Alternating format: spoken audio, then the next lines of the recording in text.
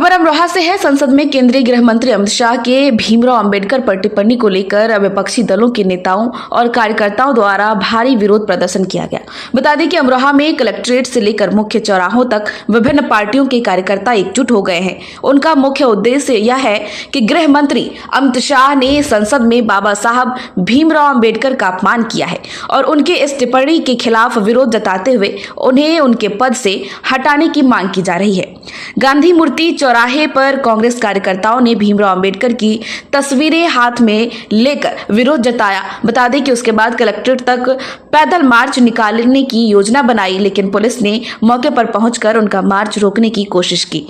वहीं कांग्रेस कार्यकर्ताओं ने गृह मंत्री अमित शाह द्वारा संसद में अंबेडकर पर की गई अभद्र टिप्पणी का विरोध किया और कहा कि उन्होंने अंबेडकर के समर्थकों को ठेस पहुंचाई है। कांग्रेस कार्यकर्ताओं ने कहा, अंबेडकर ने सभी को समानता का अधिकार दिया था, लेकिन गृह मंत्री ने उनका अपमान किया है। कांग्रेसियों ने राष्ट्रपति से गृह मंत्री को उनके पद से हटाने और सार्वजनिक रूप से माफी मांगे। वहीं बहुजन समाज पार्टी के नेताओं ने भी कलेक्ट्रेट के धरना स्थल पर सैकड़ों की तादाद में पहुंचकर धरना प्रदर्शन किया। बसपाइयों की भी मांग यही रही कि देश के गृह मंत्री अमित शाह अपने पद से इस्तीफा दे दें और देश की जनता से माफी मांगे। वहीं आम आदमी पार्टी के सैकड़ों कार्यकर्ता भी अपने हाथों में बाबा साहब की तस्वीरें लेकर कलेक्ट्रेट परिसर पहुंचे और राष्ट्रपति के नाम डीएम को ज्ञापन सौंपा और कहा कि बाबा साहब का अपमान किया गया है, गृह मंत्री को देश से माफी मांगनी चाहिए। इसके अलावा एआईएमआईएम के जिला अध्यक्ष डॉक्टर साजिद चौधरी के नेतृत्व में भी सैकड़ों की तादाद में कार्यकर्ताओं ने अमरोहा के कलेक्ट्रेट के धरना स्थल पर पहुंचकर धरना दिया और राष्ट्रपति के नाम एसडीएम भगत सिंह को एक ज्ञापन सौंपा और मांग की देश के गृह मंत्री अमित शाह इस्तीफा देकर सार्वजनिक तौर पर देश की जनता से माफी मांगे। गृह मंत्री अमित शाह ने भारत की संसद के अंदर, लोकतंत्र के मंदिर के अंदर, संविधान के रचयिता जिसने भारत को संविधान दिया, ऐसे महापुरुष के खिलाफ अशोभनीय और अपमानजनक टिप्पणी करके बाबा साहब का घोर अपमान किया है। प्रांतीय आह्वान पर हम जिला शहर कांग्रेस कमेटी अमरोहा के लोग, अपने शहर अध्यक्ष फैज आलम रायनी जी और प्रदेश के सचिव सुखराज सिंह चौधरी और तमाम हाजी जी और अलीमाम जी, तमाम साथियों के साथ हम लोग यहाँ पर आज राजकुमार अरुण जी जो आज इस कार्यक्रम के संयोजक है, इस कार्यक्रम में आज हम लोग बाबा साहब की प्रतिमा से गांधी राष्ट्रपिता महात्मा गांधी जी की प्रतिमा तक बाबा साहब के सम्मान में मार्च निकालना जा रहे थे। हमने बाबा साहब को नमन किया और योगी जी की पुलिस ने हमें यहाँ घेराबंदी की, बैरिकेटिंग लगाई, रस्सी लगाई, हमें बल प्रयोग करके जबरदस्ती रोक दिया गया। मैं शामिल है और भारत के अंदर मुझे ऐसा लगता है कि बीजेपी के कार्यकर्ताओं के खिलाफ अलग कानून है और हमारे खिलाफ, विपक्ष के लोगों के खिलाफ अलग कानून है। हमने पुलिस प्रशासन से कहा है कि आप लोग सरकार की नौकरी करें, बीजेपी की गुलामी ना करें। हमें ऐसा लगता है कि जिला प्रशासन, पूरे उत्तर प्रदेश का प्रशासन आज सरकार की नहीं बीजेपी की गुलामी कर रहा है। इस गुलामी से छुटकारा पाना होगा और संविधान के हिसाब से इन लोगों को काम करना पड़ेगा।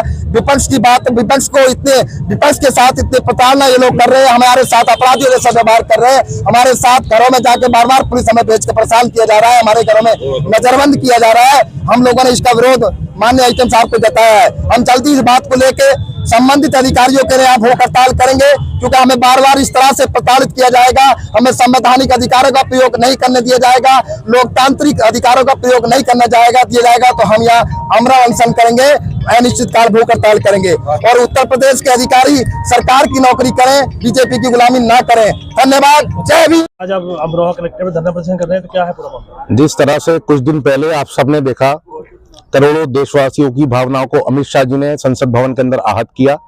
उन्होंने कहा कि इस देश में अंबेडकर नाम लेना एक फैशन बन गया है। मैं आज अमित शाह जी को बताना चाहता हूं कि अंबेडकर नाम लेना फैशन नहीं है, इस देश के करोड़ों लोगों का पैशन है। जिस तरह से अंबेडकर जी ने इस देश के दलितों को, पिछड़ों को, अल्पसंख्यकों को, वंचितों को, आदिवासियों को जो सम्मान संविधान के रूप में देने का काम किया है, वो एक भगवान ही कर सकता है। और अंबेडकर जी इस देश के करोड़ों दलितों के लिए, करोड़ों देशवासियों के लिए भगवान के रूप में काम करते हैं।